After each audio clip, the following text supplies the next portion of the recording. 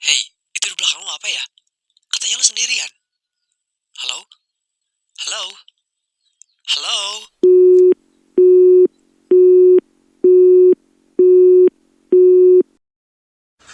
Hai, saat ini Anda sedang mendengarkan AGP, Andriano Justin Podcast.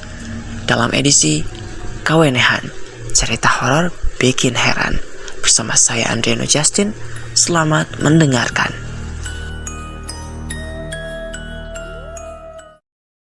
Makhluk apa yang suka nguping pembicaraan? Tetangga.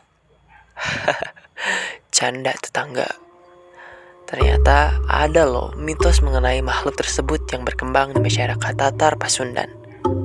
Namanya jurig jarian atau makhluk penunggu tempat sampah. Lah, apakah dia pegawai TPU yang mati? Jelas bukan. Jarian adalah tempat pembuangan sampah. Tetapi pada zaman Sunda kuno, jarian adalah tempat untuk membuang barang dari orang-orang yang sudah meninggal. Biasanya terletak di tepi jurang dengan pohon-pohon besar yang rimbun. Sosok hantunya adalah perempuan berwajah mengerikan dengan pakaian khas Mojang Sunda. Ada sebuah kisah nyata yang pernah dialami salah seorang warga desaku. Sebut saja namanya Rika, bukan nama asli.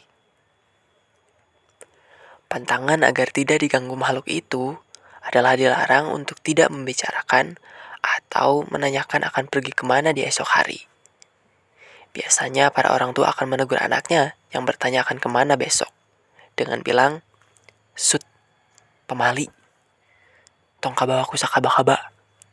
Tetapi Rika melanggarnya. Suatu malam, dia pergi ke warung tetangganya. Kebetulan esok hari adalah hari Rabu, yang artinya akan ada pasar tradisional. Lupa akan pantangan, dia bertanya pada tetangganya, "Mak, besok mau ke pasar nggak? Kita bareng." Tanya Rika. Tetangganya tak menjawab, hanya berkomat-kamit membaca doa.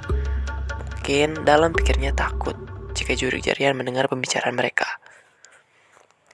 Meskipun jurig jarian adalah penunggu jarian, tapi pada saat maghrib tiba, ia akan berkeliling kampung, mendengarkan rencana-rencana para warga penduduk desa.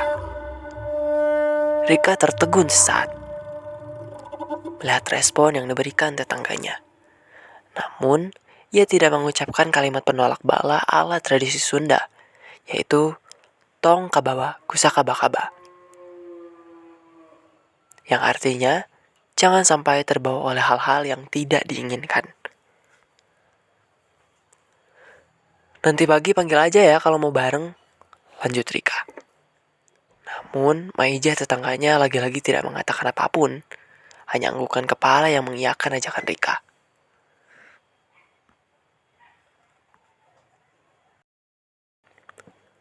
Tengah malam pun tiba. Rika tertidur dengan pulas di kamarnya, seolah tidak akan ada yang terjadi. Tak berapa lama kemudian, terdengar suara tetangganya memanggil dari luar untuk mengajaknya pergi ke pasar. "Rika, Rika." Lalu, seolah tanpa pikir panjang, Rika mengambil keranjang belanjanya tanpa berganti pakaian atau bahkan sekedar mencuci wajahnya terlebih dahulu. Di luar, Maijah tetangganya sudah menunggu.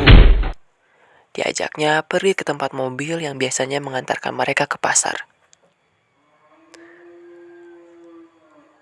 Langit tak terlalu gelap. Ayam-ayam mulai berkokok, seolah akan terbit matahari. Padahal sejujurnya itu adalah tengah malam.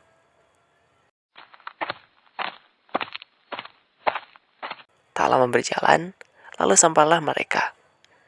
Maija menaiki mobil itu duluan dan melambai-lambaikan tangannya agar Rika segera naik. Baru saja ia mau melangkahkan kakinya, tiba-tiba ia melihat tempat di sekitarnya berubah. Terbelalak bukan main. Satu langkah saja tubuhnya dapat terjun ke dalam jurang. Kekokan ayam yang kian memudar tiba-tiba berubah menjadi rolongan anjing. Teriak tak bersuara. Bukan Maija yang ada di hadapannya, melainkan sosok mengerikan, yaitu si jurig jarian. Mengapung di atas jurang, kuku panjang dan kebaya berlumuran darah. Makhluk itu menatap Rika dengan tajam. Bau danur menyeruak di sekelilingnya. Jika saja dia tidak sadar dari tipu daya si jurig jarian, jiwanya akan diambil untuk menggantikan jurig jarian itu. Dengan badan yang gemetar, dia berusaha lari walau tergopoh-gopoh. Sedang sang jurig jarian berteriak.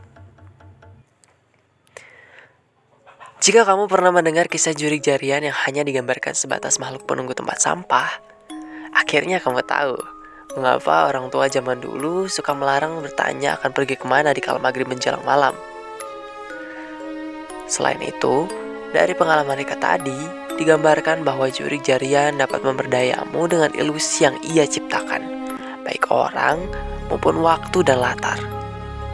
Terlepas dari percaya atau tidak, adalah hak masing-masing.